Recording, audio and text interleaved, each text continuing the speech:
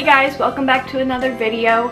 If you're new here, hi, I'm Jennifer, and I would love if you were to subscribe. The button's just down there.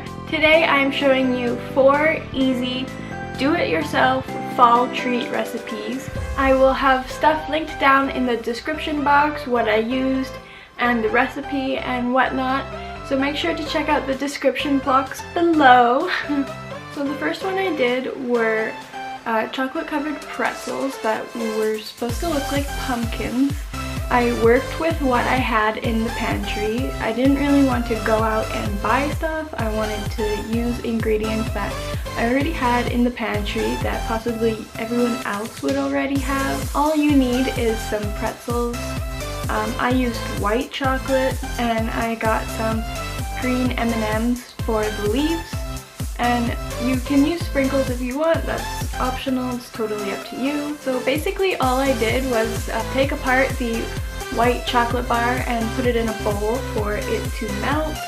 And I definitely was paying attention to it when I put it in the microwave. I put it in for like 25 seconds and I watched it, and then 15 more seconds, and I kept on continually stirring it as well. I then added the food dye into the white chocolate, yellow and red obviously to make orange, and I mixed it all together.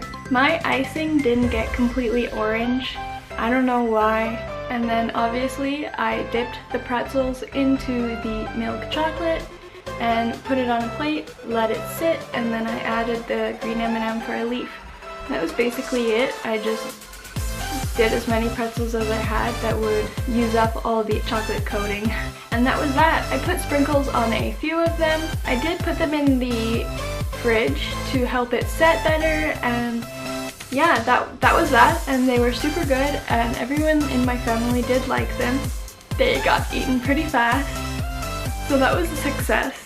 The next recipe I did was some pumpkin patch dirt cups. Dirt for a dessert is pretty common. It's just crushed up Oreos, and some people add like the gummy worms in it to make it look like dirt, obviously.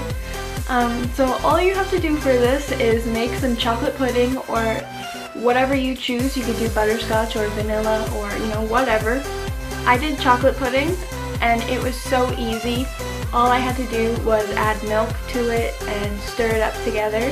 Before I did the pudding, I crumpled up the Oreos. So the recipe that I had online said that they put it in a food processor or a blender. I didn't really want to go through all that work, so all I did was just put the Oreos in a bag and roll it with a, I'm completely blanking on what it's called, but yeah, you know, that thing that you can, yeah. Anyways, so I layered dirt and then the pudding and then dirt and then the pudding again. I was able to make 4 cups. The pudding package did say that it served 4 people, so that worked out pretty well. I just got some plastic cups from the dollar store, and then to top it off I got some pumpkin gummies from Bulk Barn. So yeah, that recipe was super easy and very delicious. My family liked it, and Dustin, my boyfriend, liked it as well. So I'm definitely going to make that again. So for the third recipe, I did mini caramel apple treats. It didn't completely work out the way I wanted it to. I think it would work better if you have different caramel than what I used. The caramel didn't really stick to the apple as much as I thought it would. All I did was slice some apples with an apple cutter. You can cut them however you want, and I just stuck toothpicks in them because it was what I had in the pantry. I wasn't gonna go out and buy some skewers or some lollipop sticks because it really wasn't necessary. With these caramel candy apples, you can choose whatever topping you want. You can make it your own. I had leftover Oreo crumbs, sprinkles, shredded coconut, chocolate chips, and some peanut butter chips. So yeah, if I were to do the candy apples over again, I would definitely use different caramel. I tried 2 methods, dipping it in and then just putting it on it. Putting the caramel sauce, just drizzling it on the apples was probably much easier and a lot less work. but I wanted to try both ways just in case. So for the fourth treat, I did some shortbread. My intentions were to buy butterscotch chips, but I actually bought Reese's peanut butter chips, which I honestly had no idea existed. I thought it was just chocolate chips and butterscotch chips, and I guess you can get white chocolate chips, but I had no idea you could get peanut butter. I guess I wasn't really paying attention when I bought them, but that's fine because me and my brother both really like peanut butter.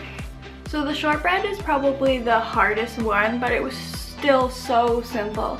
So all I needed was half a cup of butter, some flour, sugar, vanilla, salt, and some chips, some chocolate chips. I had peanut butter chips, like I said. So I heated my oven up to 375 degrees, and then in a mixing bowl I added the butter and sugar together first, and then I added the flour after, and then the other stuff, the vanilla and the salt, and I mixed it all together. And then just grease. I think I had an 8x8 inch, you can have a 9x9, just any pan that you can put it in for it to go in the oven. So once I got all the ingredients mixed, I just put it in the oven for 12 minutes, and I did monitor it to make sure it was cooking fine, and it did, and it turned out really good. I brought it out of the oven and I cut them, but I left it in the pan. I let it cool completely, and then I took it out of the pan. And the shortbread cookies tasted so good. Dustin and I enjoyed them, as well as Tyler. The shortbread got eaten within a day, so that was nice. And let me know in the comments which one is your favorite one and which one you would want to try. Also, I changed out my pillows. The gray ones are from Winners and everything else is from Superstore. And I changed my quilt because fall has officially arrived. Thank you so much for watching. Please like, maybe subscribe, maybe even comment. But I hope you enjoyed this video, and you will see me next week.